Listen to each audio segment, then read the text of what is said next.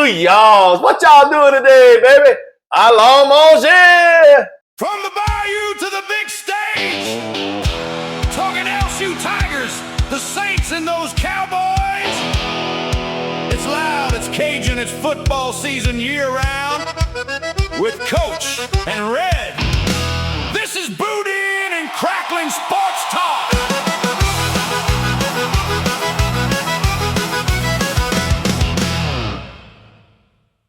Welcome to Boudin and Crackling Sports Talk. Hey, this is a sports talk show like none other, I guarantee you. Today, we're going to get into the NBA Finals Game 4. Look, we got a lot to unwrap on this one here, baby. I tell you what. Red, what you think about it, baby? Coach, another game. Spurs have a double-digit lead, and they blow it. They kind of making a habit of that, ain't they? Yeah. Happens. What do they say? It happens more than once. It becomes a what? Habit. A habit. It becomes a habit. They definitely making a habit of it. Listen, how do you go up 29 points on the road? I ain't gonna call it a must-win game, but nearly in a must-win game and blow it. Coach, play like the Spurs did in the last 9 minutes of the third quarter and the rest of the fourth quarter? So here's the thing. Did the Spurs blow it or did the Knicks take it? Both. That's a cheap answer. That's kind of and I agree with you. I'm not saying I disagree with you. In my opinion, Spurs started playing more of a rec league ball. Stop playing as a team. The shots stopped falling. And finally, New York started making some shots. So here's the thing. At halftime, the San Antonio Spurs had made the most three-pointers ever made in any half of an NBA Finals game. Yes. During the game, I said, are you kidding me? They made more than that. You mean to tell me Golden State had never made more in a half than what the Spurs made? Those are the facts. You know, there's an old saying in basketball. Live by the three, die by the three. Maybe you read my mind. Live by the three and die by the three. And last night, San Antonio did both. Literally, they did both. I'm going to say this also. Game before, San Antonio outshot the Knicks by 10 free throws, and Mike Brown came on national TV crying like a little baby. Should San Antonio cry now? Because they got outshot like 12 on the free throws. Should they cry? Somebody tell me, huh? I'm sure there's somebody in San Antonio crying right now. I'm just saying, like what's good for the goose is good for the gander, right? Yeah. Something like that. I'll say this. In my opinion, I think the Spurs blew it. I think the Spurs blew it. And don't get me wrong. The Knicks did what they had to do.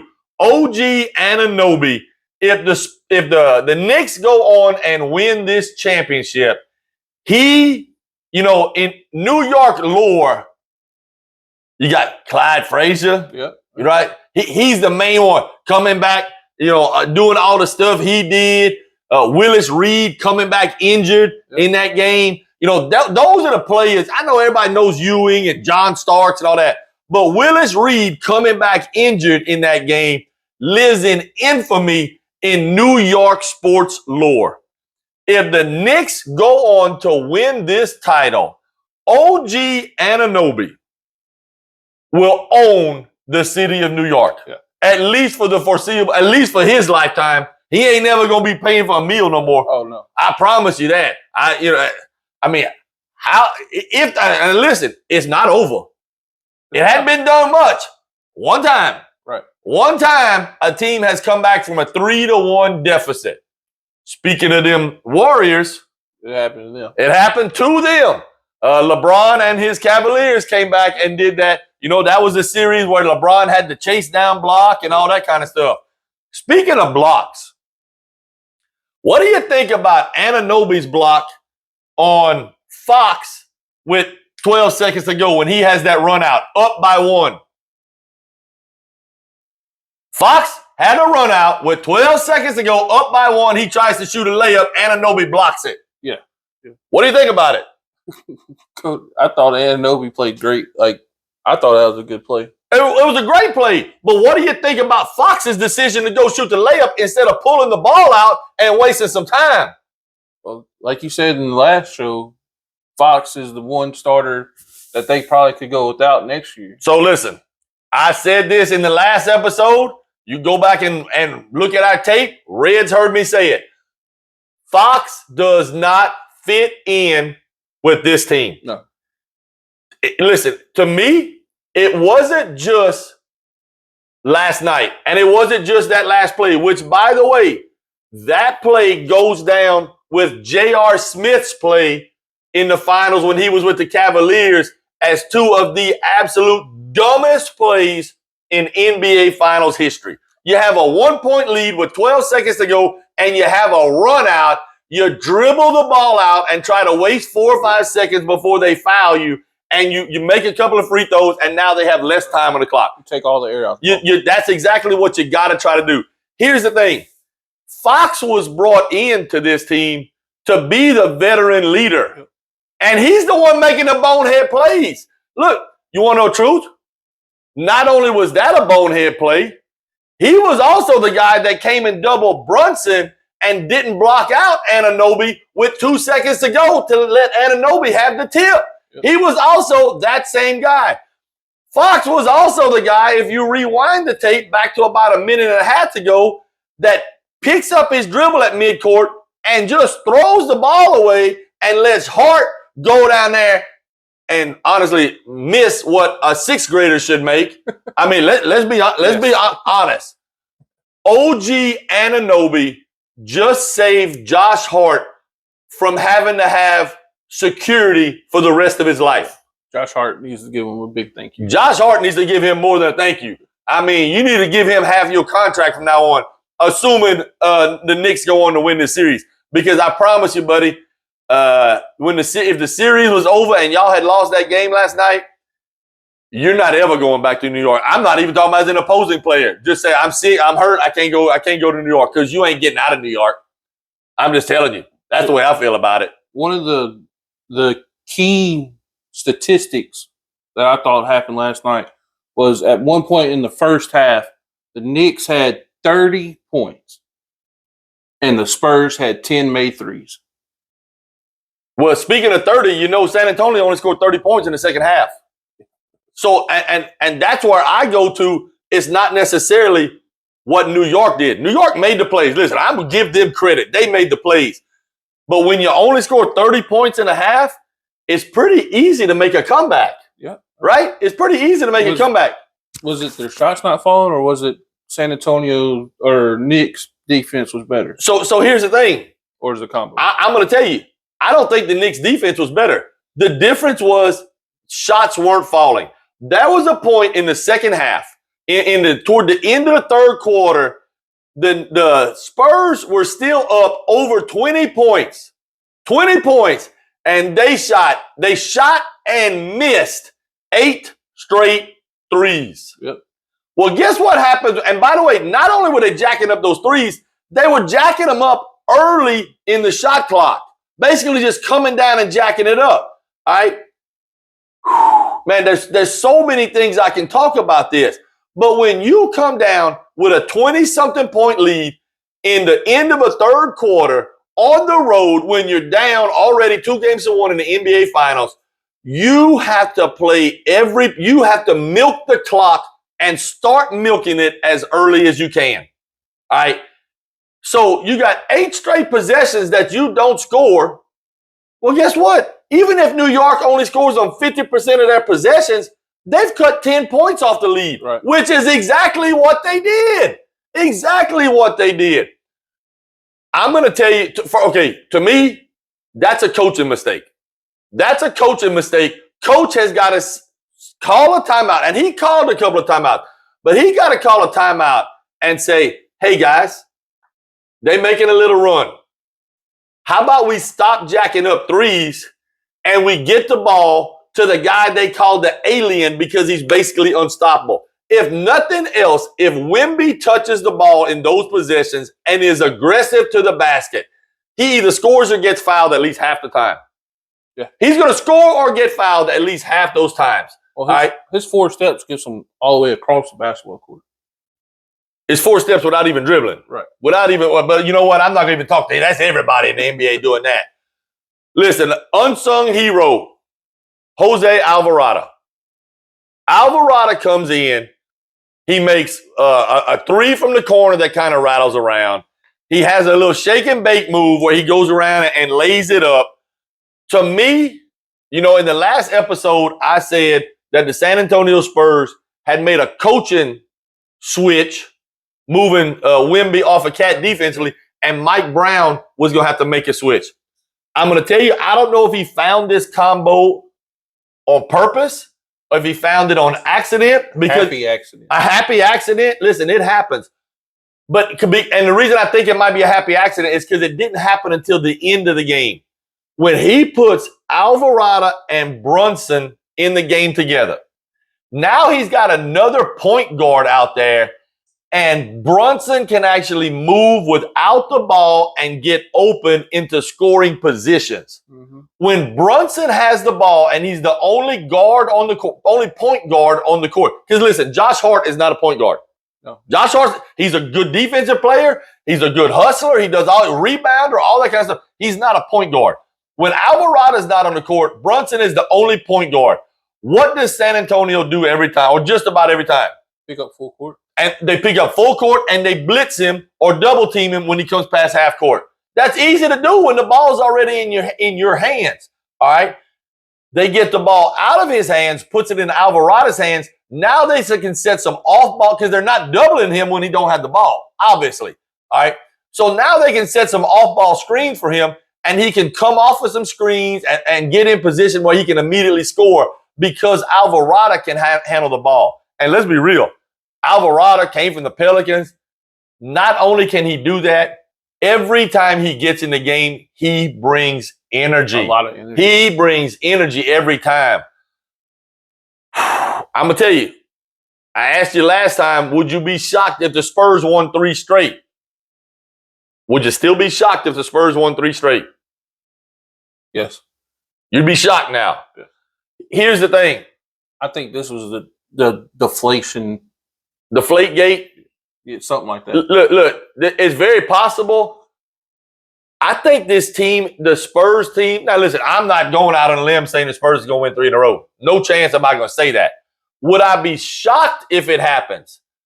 I wouldn't be shocked. And I'm going to tell you why. 4 games, the Spurs have had double-digit leads in all 4 games, which if the Spurs can figure out how to close a game, and that's part of being a young team. That's part of being a young team. You got to figure it out. Go ahead. Your best player, their best player is not a shooter. Their best player is Is everything. right? Well, He's a postman that likes to play outside. right, but he's not an outside shooter by any means. True. He's not a guard level outside shooter. True. So they got to find somebody that can make those outside shots And in the clutch. you're literally getting to the point I'm about to make. The only true, listen, Harper, man, that boy's going to be something for real in a couple of years. That rookie, Yeah. he's going to be for real. But when I look at all those guards San Antonio had, they're all about 6'6". You got Vassell and Castle and Harper, and then they bring in Johnson. Listen, and Champagnie. All those guys are good decent shooters and great defensive players. But their size is part of what makes it hard on Brunson. But none of them are point guards. Nope. Fox, who probably to me is the least dependable or least consistent shooter out of all those guys, is the only true point guard. What you're going to do when your point guard is not the greatest shooter? It puts you in a bind, and he's making terrible decisions. Or he's one of the worst decision makers. And that's part of it. So how do you grow from that? You have to have him on the court because obviously if you're ahead, which San Antonio has been at the end of almost every game, you're ahead. What is New York doing? They're going to come out and put pressure, right? So you got to have your point guard in the game. But then that was a stretch there with about 4 or 5 minutes where he seemed to take every shot. Now, is that a product of him or is it a product of other players not moving to get open? Because listen, if the point guard has the ball and 4 other players are standing around still, after a while, he got to do something. He can't just sit there and keep dribbling. It's not the LHSAA. They have a shot clock. Absolutely. They got a shot clock, and at some point, he's got to be able to, look, the clock's coming down. I got to do something. I got to do something here and jack it up. So is it on him? Is it on the players? To me, it's a combination of things. I don't know if the Spurs, I won't be surprised if the Spurs can do it, but I don't know if they can grow up this quick. I will say this. They were basically in this position against Oklahoma, and technically they had to win the last game at Oklahoma. Listen, Spurs are going back to San Antonio for game 5. All right. Let's just say they win that. Now they coming back to New York. Can they win at New York? They have. Obviously they can. All right. That would mean put game 7 back in San Antonio. I'm worried about something off the radar happening that's going to possibly ruin one of the best NBA series I've ever seen. Is it the flagrant? If Wemby picks up one more flagrant foul, now listen, the foul that wasn't called against Brunson Should have been called, should have been a flagrant. To me, should have been the 1 or a 2.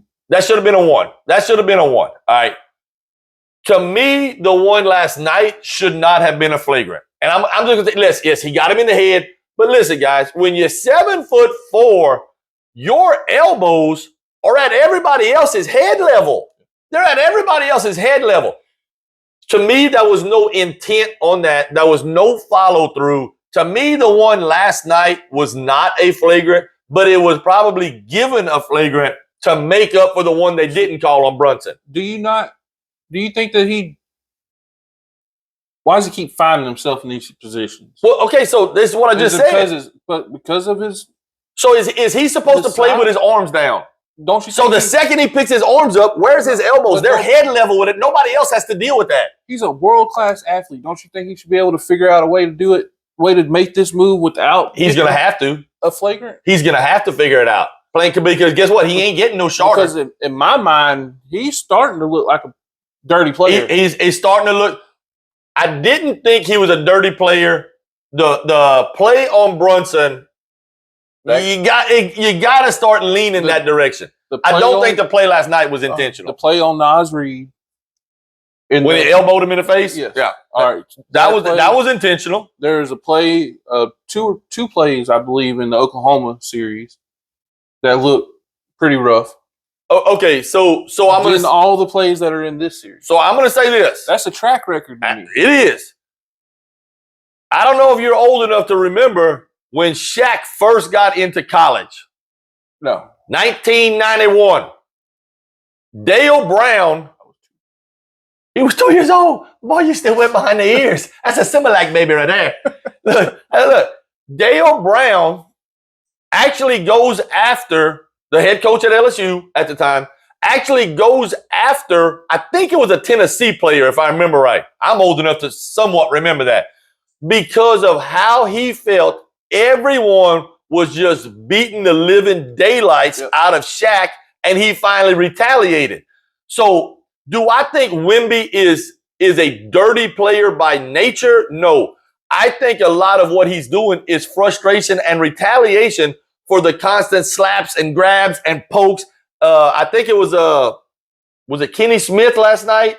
One of them was saying, listen, what y'all don't understand is all that stuff Wemby does hurt, but all that stuff he's getting, that crap hurts too. All right? And just because it's down here doesn't mean a lot of muscle. Absolutely, he's a skeleton. I mean, Lord have mercy. When he walks in front of a light, I can see through him. And look, X-rays are cheap for him. All he got to do is walk in front of a light and you can see the X-ray. But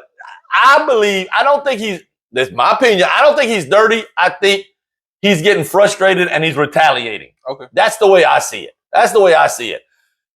I know this, for the NBA, it's gonna be a huge problem if he picks up another accidental flagrant. Because I'm not gonna say ruin this series because it is what it is. You know, if you did it, you did it. He put himself in that position. Put himself in that position. Look, it's one of those things that the earlier fouls, like on Naz Reid, that might be what he's paying for later. You know, when you do something like that. Would that put an asterisk if let's just say the Spurs win the next game? Okay. And then Wemby gets a flagrant in game 6, but they win. And they got to play game 7 without him. Or if they do it in game 5 and they got to play the next game without him and the Knicks win the series that way. Does that put an asterisk on the Knicks championship? It puts a bad taste. That's what I'm talking about. Like, I mean, you don't want to ruin this kind of great series. And folks, let's be real. We played 4 games and every one of them have been decided in the last 45 seconds. It's been fun to watch. These are great series to watch. I mean, even if you don't have a rooting interest, you're on the edge of your seat wondering what's going on. I'm going to tell you this. I got some witnesses. Second quarter last night, I said over and over, the Knicks going to make a run. The Knicks going to make a run. My son was sitting next to me and he said, Dad, we get it. They going to make a run. Guess what I reminded him at the end of the third quarter? They're making that Knicks run. going to make a run. I'm just telling you, it's the NBA. So everybody makes a run. Where would you put this collapse or comeback? Where would you put this in all-time professional sports? I'm going to have to put it the second worst thing I ever seen. What would be the first? Then? Are you kidding me? The Falcons blew a 28-3 lead in the Super Bowl. Okay. Red, hey, you ever play volleyball? Baby, you set that one up for me, baby. I promise you. Are you kidding me? Look, the Dirty Turds. Are you kidding me? 28-3 in the second half. And all you got to do is run the ball every play you win. Either that. I was thinking either that or the Yankees blowing a 3-1 lead against the Red Sox in 04. Here's the thing. But now you're talking about an entire series, not a single game. Right. This is a single. Look, first of all, we don't know that the Knicks are winning the series yet. No, That's I'm not, talking about so for that one game. I'll tell you what.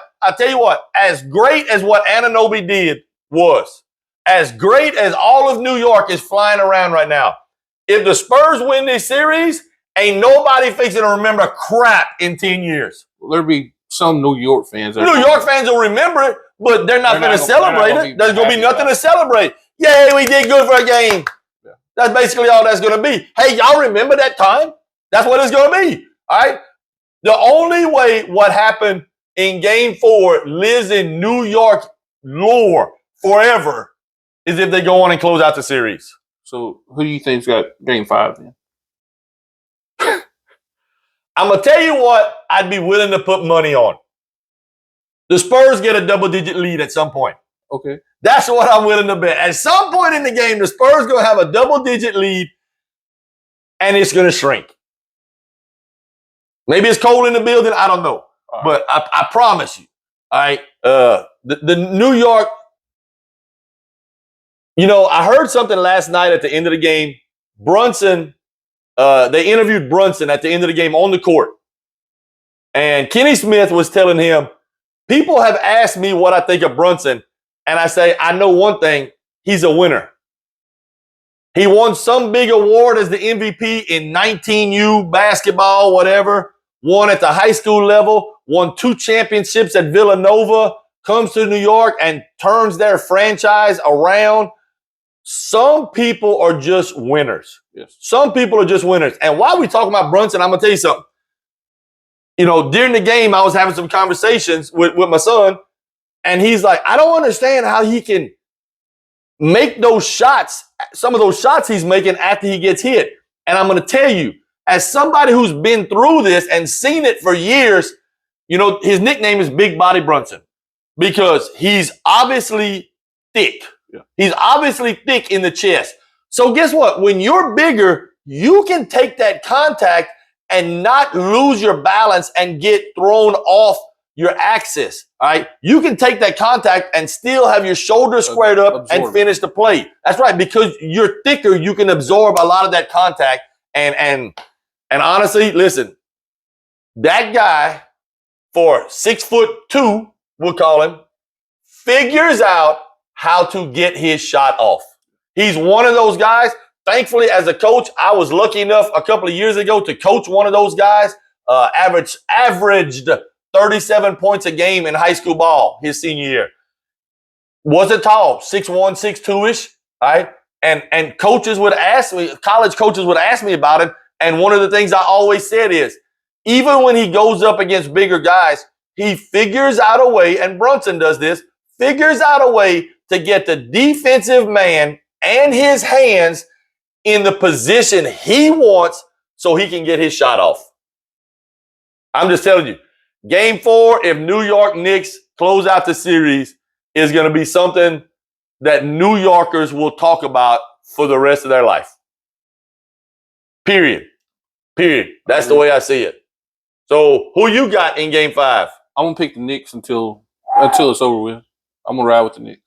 So do you think the Spurs is going to be the same type of game? Spurs get a lead and Brunson closes? Yeah. Listen, I see it happening.